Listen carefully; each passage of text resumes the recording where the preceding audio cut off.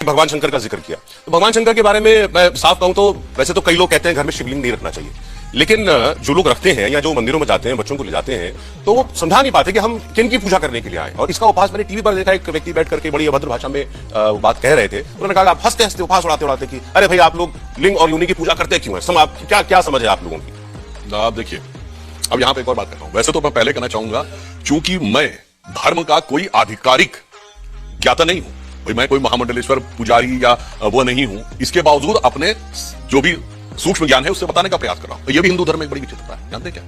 आप किसी दूसरे धर्म में पूछिए तो जो अथोराइज व्यक्ति नहीं उसके अलावा कोई इंटरप्रिटेशन नहीं कर सकता। आप पूछिए, कोई कहेगा मौलवी मुफ्ती बारी मुकर्रम ही बोलेगा, आम आदमी नहीं बोलेगा। आर्च बिशप कार्डिनल ही बोलेगा, और नहीं बोलेगा हमारे यहां सब बोलेगा, उल्टा सीधा बोलेगा, बगैर पढ़े हुए बोलेगा, बगैर जाने हुए बोलेगा। ये भी एक हमारी बहुत बड़ी समस्या है। अब आपको बताते हैं, देखिए क्या होता है कि जिन लोगों को उस विषय के बारे में जानकारी नहीं, एक छोटी सी बात कहता हूं, एक अब टेक्नोलॉजी ये आ गई है, यदि कोई व्यक्ति बैठा है तो उसके जो मेंटल वेव्स है उसका ऑरा दिखाई पड़ता है। उसको मैं नाम बोल रहा हूं, एग्जैक्टली वर्ड मेरे दिमाग से निकल रहा है। तो अब ये बात आई कि जब भी कोई व्यक्ति अच्छी मेंटल स्टेट में, आप खुश हैं, तो आपकी तरफ के ऑरा का वाइब्रेशन बड़ा स्मूथ होता है। जब आप दुखी होते हैं तो वो डिस्टर्ब होता है। यहां तक साइंस को दिख गया।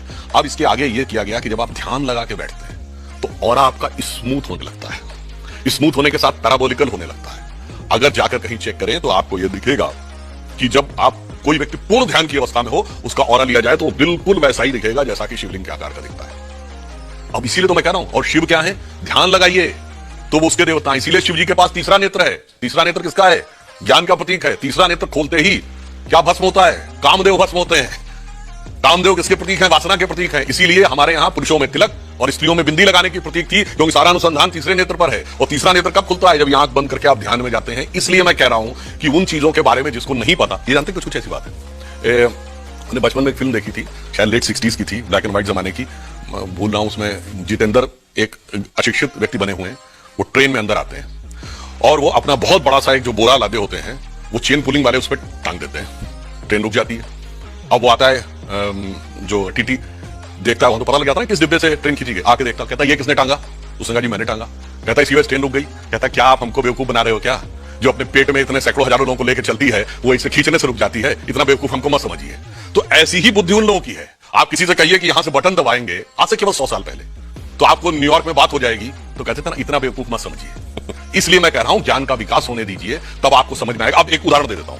आज से केवल 60-70 साल पहले आप किसी से कहते दिल्ली में फैक्ट्री चल रही है तो कनाडा में बर्फ पिघल रही है, कहा इतने अनसाइंटिफिक हो, इतने बेवकूफ हो, अरे हीट इतने मीटर से आगे नहीं जा सकती और तुम कह रहे हो हजारों किलोमीटर चली गई। आज ग्रीन हाउस इफेक्ट ने यह प्रूव किया है कि हमारे कमरे का आपका एसी भी नॉर्थ और साउथ पोल की बर्फ को पिघला रहा है। क्यों? Entire earth is a cosmic unit.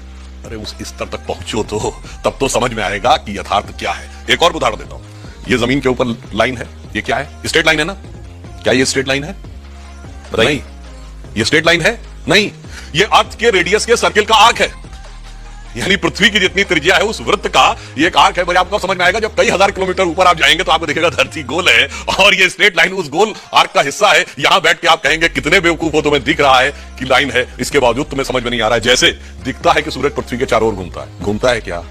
मगर कुछ लोगों को लगता था कि घूमता है और उन्होंने हमें समझा दिया कि वो वैज्ञानिक थे और हम वैज्ञानिक।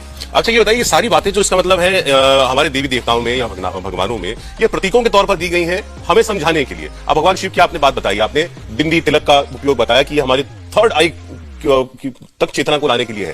तो बाकी जो हमें उसमें प्रतीक दिखाई देते हैं, जटाएं हैं, एक चंद्रमा है, गंगा जी बह रही है, एक सांप है गर्दन गले में। बिल्कुल सही बात है। वो सांप भी है, वो काल भी है, वो गले में भी। वो क्या होगा कि अगर हम इस ढंग से जाएंगे तो एक एक चीज के ऊपर इतनी लंबी व्याख्या हो जाएगी कि आपका पूरा प्रोग्राम जो है एक ही बिंदु के ऊपर समाप्त हो जाएगा। मगर मैं एक और कहना चाहता हूं, ऐसा नहीं कि प्रतीक है, ये वास्तविकता में चेतना में घटित होता है। ये भगवान वास्तविकता में हुए और उन्होंने घटित किया। जैसे आप अभी टेस्ट कराते थे कोरोना के समय, ब्लड टेस्ट, तो रिपोर्ट जाके देखते थे तो उस पर कुछ बना होता था ना, सिंबल, नंबर लिखा होता था।